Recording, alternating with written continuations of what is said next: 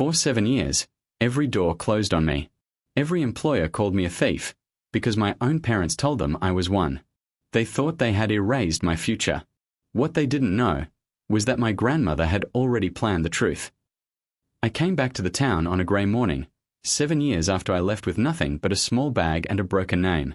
The bus dropped me near the old road, and the sound of its engine faded fast, like it didn't want to stay here either. The air smelled of wet soil and cold grass. Even the sky looked tired. The road into town was quiet. Too quiet. Every step felt heavy, like the ground remembered me. The houses looked smaller than I remembered, but the silence was the same. The same kind that watches you. At the edge of town, the old farm still stood. The wooden gate leaned to one side, and the paint was peeling, but it was alive. Chickens moved in the dirt. The wind brushed through the tall grass, whispering things I didn't want to hear. That's when I saw her. Sarah stood near the coop, scattering grain with slow movements. Her hair was tied back the way she used to when she worked. Her hands looked rough now, marked by years of hard days. She looked older, but it was her eyes that stopped me. They were still the same. Soft. Careful. Afraid of breaking. She looked up. For a moment, she didn't breathe. The grain slipped from her hand and hit the ground. "Armin," she said, like saying my name might make me disappear. I nodded. My throat burned. I had practiced words during the long ride here. Apologies. Explanations. Anger. None of them came out. We just stood there, staring, while 7 years pressed down on us. "I thought you left for good," she said. "I tried," I answered. The wind passed between us, cold and sharp. It felt like it carried all the things we never said. We talked about small things. The weather. The crops. How the farm barely survived the last winter. Every sentence felt thin, like ice ready to crack. My past stayed locked in my chest, heavy and tight. 7 years ago, I had walked away from this town after my parents destroyed my name. Every job I applied for failed. Every interview ended the same way. Polite smiles. No calls back. Later, I learned why. Someone had told them I was a thief. I knew who. Sarah looked at my face carefully, like she was reading damage I didn't show. She wanted to ask something. I could see it. Her lips parted, then closed again. "I didn't know you were coming back," she said. "Neither did I replied. The truth was, I didn't know if I belonged here anymore. This town had believed the worst about me without asking. It had swallowed the lie easily. Sarah stepped back, giving me space, but her eyes never left mine. There was something broken there. Or hidden. Something she carried alone. As I stood in front of the farm, listening to the wind and the chickens and my own heartbeat, I knew one thing. Coming back wasn't about fixing the past. It was about facing it. We walked along the old fence that circled the farm, just like we used to when we were young and thought time was endless. The wood was rough and cracked now. I ran my fingers over it and felt the splinters. It matched how everything felt inside me, worn, but still standing. The silence between us stretched. It wasn't empty. It was full of things waiting to be said. "I heard you disappeared," Sarah said at last, her voice low. "I didn't disappear," I replied. "I was pushed." She stopped walking. Her shoulders tightened, like the words had struck her harder than I meant them to. She looked at the ground, then back at me. "After you left, people talked," she said. "They said terrible things." "I know," I said. "I heard them too. Everywhere I went." The memory rose without warning. Sitting across from an employer, watching their smile fade as they scanned a paper. Hearing them clear their throat and say they'd call. They never did. At first, I blamed bad luck. Then I understood. My parents had been busy. "I tried to help," Sarah said quietly. "I told some people they were wrong. But your parents, they were convincing. They cried. They said you stole from them." I laughed once, short and bitter.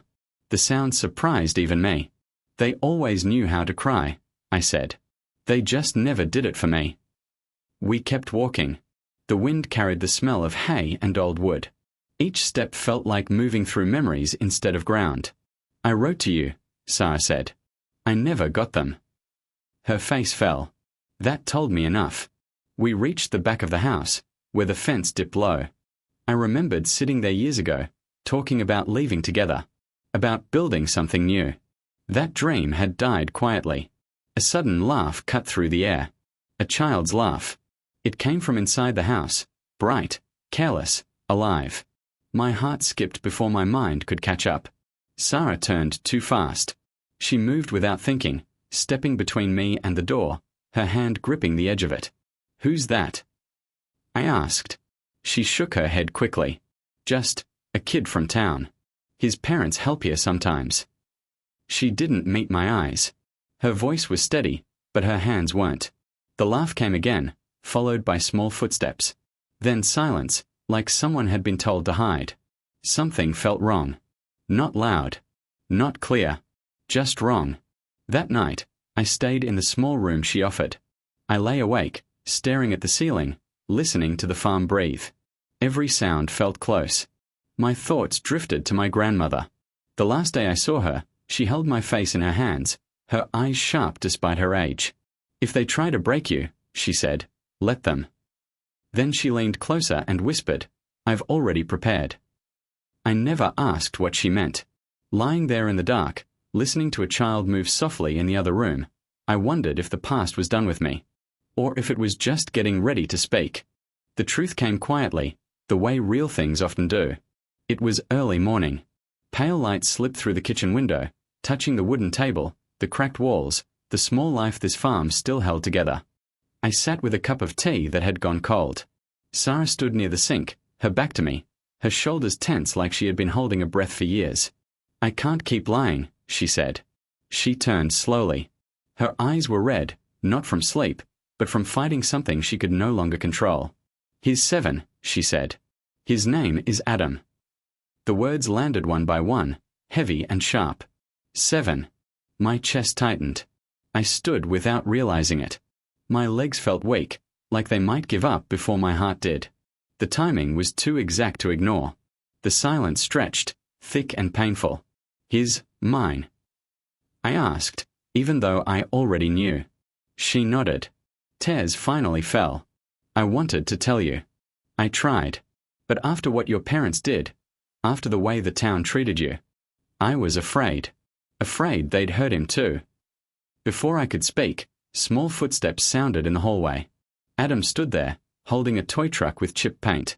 He looked at me with wide eyes. My eyes. The same shape. The same quiet curiosity. Something inside me broke open. That was when the knock came at the door. A letter.